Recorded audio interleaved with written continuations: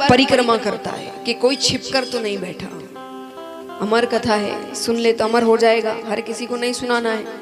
तो परिक्रमा करके वो पता कर लेता है कोई छिपकर तो नहीं बैठा, कोई नहीं है। तीसरी ताली बजाते हैं, भक्ति में वातावरण हो जाता है, सुगंधित हवाएं बहने लगती है।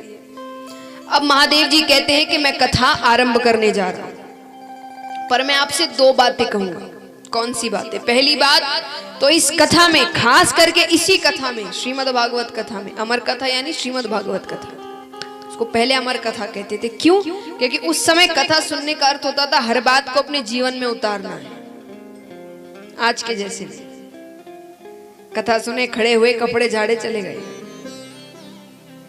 पहले जो भी सुनते थे उसकी हर अच्छी बात अपने जीवन में उतारते थे। तो सारी बातें उतारने के बाद कल्याण होना ही है आपका, इसीलिए पहले इसे नाम अमर कथा दिया गया था। तो अमर कथा है। तो महादेव जी कहते कि निद्रा रानी भक्त की परीक्षा लेने आती है। अगर आप कथा ध्यान से सुनेंगे तब तो वो चली जाएगी, और इतना सा भी ध्यान इधर उधर हुआ तो वो आपको अपनी गोद में ले लेगी। निद्रा रानी यानी नींद। तो आप ध्यान से सुनिएगा।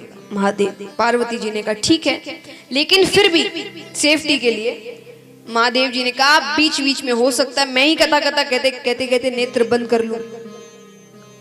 बंद मानी मैं सो ना जाऊं, पर मैं भक्ति में लीन हो जाऊं, कथा कहते कहते नेत्र बंद कर कर कथा कहूं, तो मुझे दिखेगा नहीं कि आप सो रहे हैं कि नहीं। उठा मैं नेत्र खोल कर रखूं तो मैं ही आपको जगा दूं।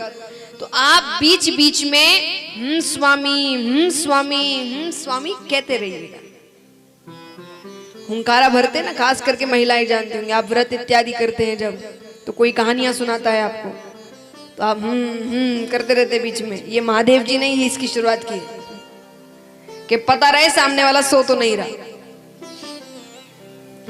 तो महादेव जी ने कहा कि बीच बीच में स्वामी कहते रहिएगा। मुझे आवाज आती रहेगी तो मैं कथा कहता रहूंगा, फिर सीधा अंत में ही रुकूंगा मैं।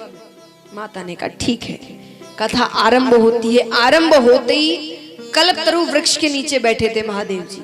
उस पर एक सूवे का अंडा पड़ा हुआ था। सूवा यानी तोता, उसका अंडा पड़ा हुआ था। वो उसी समय फूट जाता है, उसमें से एक शूक बालक निकलता है। अब वो भी बैठे बैठे कथा सुन रहा है चुपचाप।